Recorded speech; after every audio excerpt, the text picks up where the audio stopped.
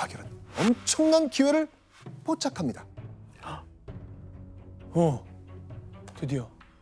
바로 1년 뒤 1923년 11월에 일본 천황의 아들, 그러니까 황태자 히로히토가 결혼한다는 소식이었습니다. 모두가 모이는 자리겠네요. 자, 이 소식을 듣게 된 박열은요, 바로 이거다.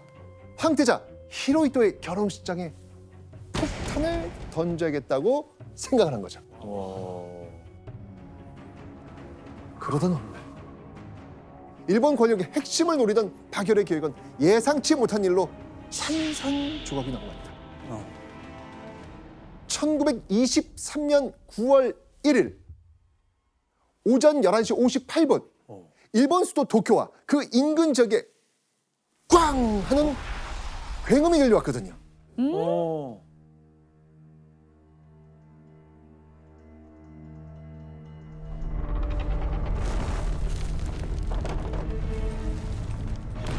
되게 유명한 영화죠.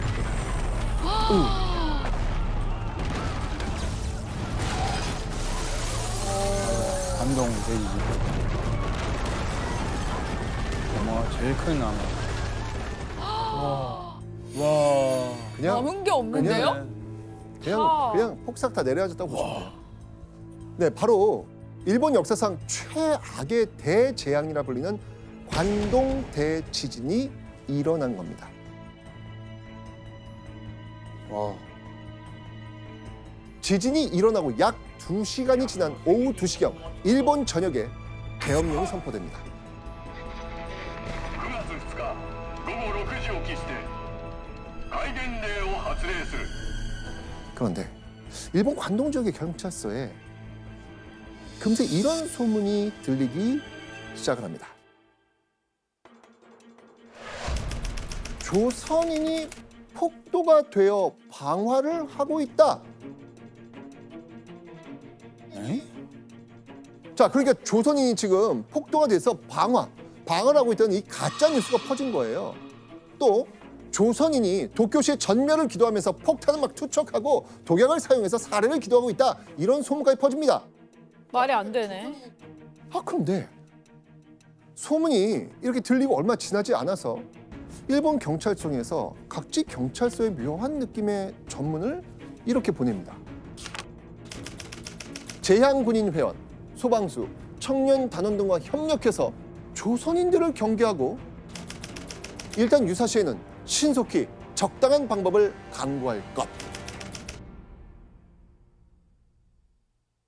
이 말은 곧 의심 가는 조선인 만나면 심각할 경우 죽여도 된다는 의미로까지 해석이 가능한 거죠. 자, 그런데 대체 왜 조선인은 관동 대지진 이후 무차별 학살에 표적이 되는 것일까요? 근데 당시 일본에서는요, 조선인을 멸시하는 분위기가 굉장히 팽배한 상태였거든요. 게다가 1차 세계대전이 끝나고 난 직후부터 전쟁 특수가 사라지면서 일본 경제가 불황에 빠집니다. 이런 상황에서 관동 대지진이 꽝 터진 거예요. 인류의 역사에서 내부의 불만을 해소하는 방법의 하나는 적을 만들어서 그쪽에 집중하면 나는 책임을 벗어나고 우리는 내부에서 단결하기 때문에 불만을 드러낼 수 없게 만드는 마녀사냥. 그 와중에 일본 정부의 입장에서는 또 하나의 효과가 있죠. 그동안에 눈에 걸리적거렸던 사람들 조선인들을 잡아들이는 중요한 명분인 거죠. 자, 그리고 이때요, 누구보다 이 행동력에 맞춰서 발빠르게 움직인 사람들이 있었어요. 바로 일본의 자경단. 자경단은요, 치안 유지를 위해 모인 민간 단체를 말합니다. 자경단은요, 손에 몽둥이, 칼, 죽창을 들고요, 도시를 배회합니다. 그리고 조선인이라고 생각되는 사람과 눈이 딱 마주치면 얘들을 붙잡고 이렇게 말하죠. 15円15円50銭50銭 주고엔, 고주센. 주고엔은 15엔, 고주센은 50전을 뜻하는 일본어입니다. 근데 이 단어는요, 일본어 특유의 그 장음에 타금 발음이 있어가지고 조선 사람들이 발음하기 굉장히 어려운 발음이거든요. 아. 만약 제대로 발음하지 못하면 어떻게 했을까요? 바로 그냥 거기. 끌려가죠. 정말 바로 직결처분. 응? 그러니까 백주 대낮에 그냥 죽여버리는 거예요. 아무 잘못도 안 해도요? 네. 무섭네요. 얼마나 많은 조선인들이 학살당했는지 거리 곳곳에 조선인들의 시신이 널려 있을 정도였습니다. 아, 심지어 어떤 곳에서는요, 조선인들을 줄로 묶어가지고 한 번에 물에 빠뜨려 죽이기도 했습니다. 강둑에서는 지켜보고 있는 네. 사람들 있죠. 대부분 일본의 자경단입니다. 심지어는요, 만상의 여자를 태아와 함께 아휴. 살해하기까지 합니다. 자, 이렇게 자경단에 의해서 끔찍하게 살해된 조선인 과연 몇 명이 됐을까요? 엄청났을 것 같은데. 독립신문의 그 보도에 따르면요, 확인된 조선인 사망자 수만 6,661명입니다. 와. 그런데 관동 대지진 이후 조선인 학살을 목격한 한 외국인의 증언에 따르면요, 조선인 피해자 수가 15,000여 명이었다라고 이야기합니다. 오? 이 말은 곧 정확히 얼마나 많은 조선인이 학살당했는지 정확히 알 수 없다는 거죠. 한편 이런 상황 속에서 파결 무사할 수 있었을까요? 관동 대지진이 일어나고 이틀 뒤 1923년 9월 3일 갑자기 들이닥친 일본 경찰들에게 파결은 긴급 체포되고 맙니다. 어? 자, 그렇다면 이때 일제 경찰이 박열을 체포하기 위해 내세운 이유는 뭐였을까요? 바로 일정한 주거 혹은 생산 없이 각지를 배회하는 자임으로 체포한다. 네? 그러니까 주거지가 불확실하고 제대로 된 직장도 없으니까 체포한다는 겁니다. 그냥 말도 안 되는 거를 네. 가져다가 체포하는 거네요. 자, 그렇게 박열은요, 일본 도쿄의 한 경찰서에 갇히게 됩니다. 그리고 박열과 함께 체포된 사람이 또 있었습니다. 후미코. 후미코. 맞습니다. 바로 박열과 동거하고 있었던 후미코. 그런데 박열과 후미코가 체포되고 얼마 지나지 않아서 일본 신문에서 충격적인 보도가 흘러나옵니다. 수도에서 대관 암살을 기도한 불령 선인의 비밀 결사 대검거.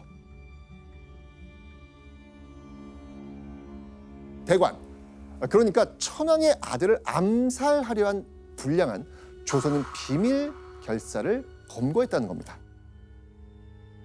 그리고 신문에 보도된 이 암살 시도의 주인공은 바로 박열이었습니다.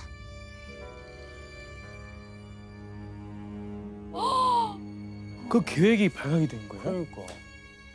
근데 여러분들 뭔가 좀 이상하지 않습니까? 근데 어떻게 알았죠? 그러니까. 아니, 박열이 네. 황태자를 죽이려는 마음을 먹긴 했잖아요. 우리 아까 네. 했잖아요. 근데 그거 실행이 옮겼어요, 안 못했어요? 했죠. 못했죠. 옮기지 못했잖아요. 네. 더구나 박열이 황태자 결혼식에 폭탄을 던지려고 했다는 정확한 계획을 아는 사람은 한 사람밖에 없어요. 누구? 후미코. 맞습니다. 네. 아니, 일제 경찰이 지금 이걸 어떻게 알고 박열이 황태자를 암살을 했다 이렇게 보도를 했을까요? 아니 네. 어떻게 알지? 왜냐하면 계속된 신문에도 꼼짝 않던 박열이 갑자기 자백을 한 거예요. 왜 자백을 왜 하죠? 자백을? 아니, 그러니까 보통 이런 상황이라면 억울하다면서 항변하는 게 당연하잖아요. 그런데 불같은 성격의 박열, 일제와의 정면 승부를 선택한 겁니다. 아니 박열을 왜 시도하지도 못한 그 계획을 자백을 한 거예요? 박열이 이제 죄도 없이 일단 체포가 됐잖아요. 그런데 나중에 보니 자꾸 자기가 죄가 뒤집어 씌워지는 걸 보니 내가 이거 이대로 당하면 안 되겠다. 그러면 이 법정 자체를 항일운동의 한 공간으로 활용해야겠다. 슬기롭게 대처한 거죠. 벼랑 끝에 선 박열. 박열은 그 상황에서도 일제를 뒤흔들기 위해 내가 황태자 결혼식에 폭탄 던지려 했어? 라고 폭탄 선언을 한 겁니다. 승부사. 그렇죠. 박열의 폭탄 선언 이후에 이제 박열은요 단순한 범죄자가 아닙니다. 일본의 근본을 전복시키려 한 대역죄인 신분이 돼버린 거예요. 게다가 이때는요 관동 대지진 이후에 조선인에 대한 인식이 정말 최악 중에서도 최악이었습니다. 이런 상황에서 신이나 다름없는 일본 황태자를 죽이려 했다? 그야말로 정말 볏짚을 지고 불구덩이 속으로 뛰어드는 격이었던 것이죠. 박열의 폭탄 선언 이후 20개월에 걸쳐 기나긴 조사가 이어집니다. 이때 박열의 아내이자 동지였던 가네코 후미코도 박열과 함께 일본의 황태자를 암살을 했다. 자백을 합니다. 후미코도 대단하네요. 그렇죠. 결국 두 사람은 함께 재판을 받게 되죠. 와. 함께. 네. 자신의 목숨을 지키는 대신 일제히 만행을 고발하는 길을 택한 박열과 가네코 후미코. 박열은요 자신의 일생이 걸린 재판을 앞두고요 재판장에게 4가지 조건을 강력하게 주장합니다. 자, 1번 법정에서 조선의 예복을 입겠다. 재판관은 천황을 대표해서 법정에 나올 때 헛간복 입지 않냐. 네. 나는 조선 대표해서 법정에 서는 것이니까 조선의 옷을 입겠다 라고 욕을 한 거예요.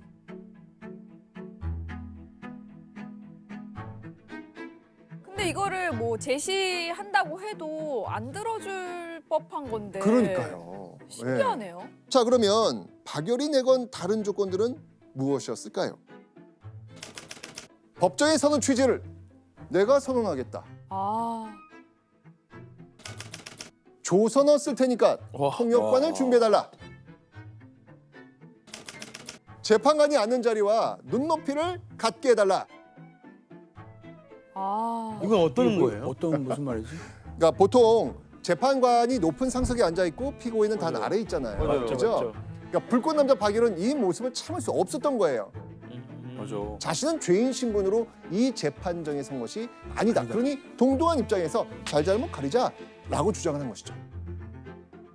죄를 지은 건 없잖아요. 그러니까요. 근데 여러분들 이렇게 4가지 조건 봤는데 어떠세요? 일단 그냥 허 이럴 것 같아. 죄인 신분으로 이렇게 요구한 사람은 한 명도 없었을 것 그러니까요. 그러니까요. 맞습니다. 박열은요 재판을 통해서 자신의 형량을 줄여보거나 누명을 벗고 진실을 밝겠다는 생각 전혀 하지 않습니다. 비록 죽는 한이 있더라도 재판 과정에서 일제 끝까지 굴하지 않고 강력하게 저항하겠다라는 그 의지를 4가지 요구 조건을 통해서 보여준 거죠. 자 그렇다면 박열이 제시한 이 파격적인 4가지 요구 조건 들어줬을까요? 일단 1번은 들어줬잖아요. 4번 빼고 다 들어줬을 것 같아요. 다 들어줬을 것 같아요. 이 재판장은 고심 끝에 4가지 요구 조건 중에서 첫 번째, 두 번째 조건만 들어주기로 결정을 합니다.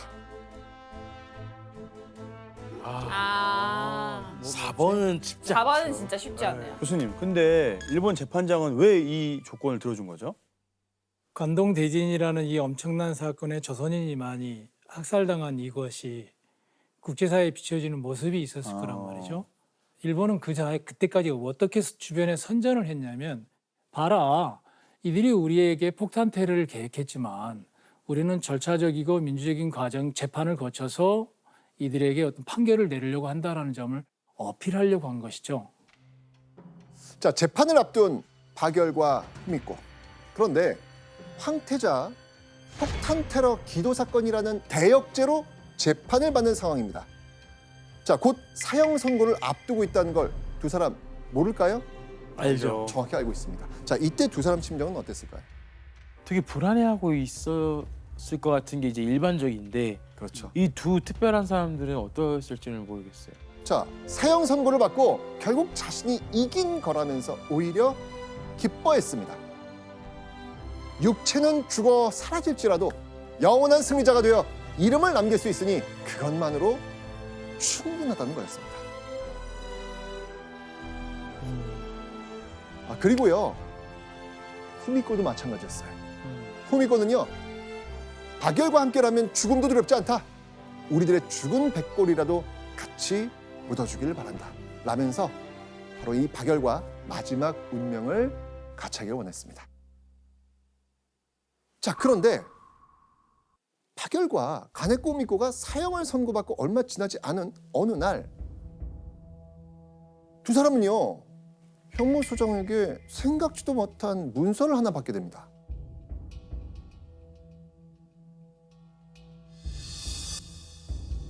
천황의 이름으로 사형수 박열과 가네코 후미코를 무기징역으로 감형한다.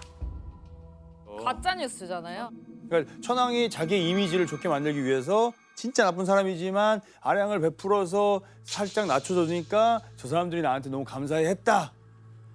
진짜 저 당시에 저 부부의 입장에서 박열과 후미코의 입장에서는 정말 치가 떨리는 뉴스죠. 너무 화나죠. 너무 화나지. 사실은 이랬습니다.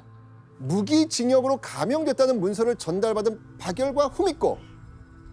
차오르는 분노를 참지 못한 가네코 후미코는요, 그 자리에서 천황의 이름이 담긴 문서를 갈기갈기 찢어버립니다. 그러니까요. 일본 재판부는 박열 부부에게 몰린 시선을 외면할 수 없었죠. 그래서 두 사람의 형을 감형해 주면서 일본 제국의 그리고 일본 천황의 이미지를 관리한 거예요. 에이, 진짜. 그러니까 거짓 선전을 통해서 일본 제국에 위신을 세우려고 했던 겁니다. 또 박열 부부가 역사적인 영웅으로 남을까 봐 걱정한 거였죠. 결국 무기징역으로 감형된 두 사람은요, 각각 다른 형무소로 이송이 됩니다. 이대로 떨어지면 다시는 보지 못할 거란 생각에 박열 부부는 헤어지는 마지막 순간까지도 그 애틋한 마음을 감출 수 없었다고 하죠. 그런데 부부가 각각 다른 형무소로 이송되고 약 3개월이 지난 1926년 7월, 박열은 청천벽력 같은 소식을 듣게 됩니다.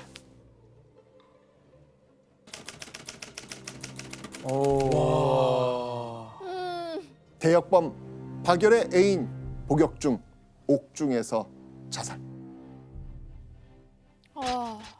박열의 아내 후미코가 형무소 안에서 스스로 목숨을 끊었다는 겁니다. 믿었던 동지이자 아내였던 후미코가 죽었다는 소식을 전해들은 박열. 미심쩍은 점들이 너무도 많았지만 그러니까요. 진실을 확인할 방법은 없죠. 없었습니다. 박열은 분노와 슬픔에 사로잡혀 식음을 전폐합니다. 그런데 이대로 박열이 죽는 것을 일제는 가만히 두고만 봤을까요? 안 돼요. 박열 살려야죠. 빨리 밥 먹여야 돼요. 형무소 간수는요, 박열에게 강제로 음식을 먹입니다. 네. 결국 박열은 사형을 감형받은 그날처럼 강제로 살아갈 수밖에 없었겠죠. 그렇게 시간이 흘러 1945년 10월 27일 마침내 형무소 밖으로 한 남자가 모습을 드러냅니다. 바로 홋카이도 변방의 아키타 형무소에 갇혔던 박열이었습니다. 와. 박열이 형무소에 갇혀 보내야만 했던 시간은 무려 22년. 아니 근데 너무 오래 있어. 광복 직후에 많은 독립운동가들이 풀려났지만 일제는요, 대역죄인이란 이유로 박열은 쉽게 석방해주지 않았습니다.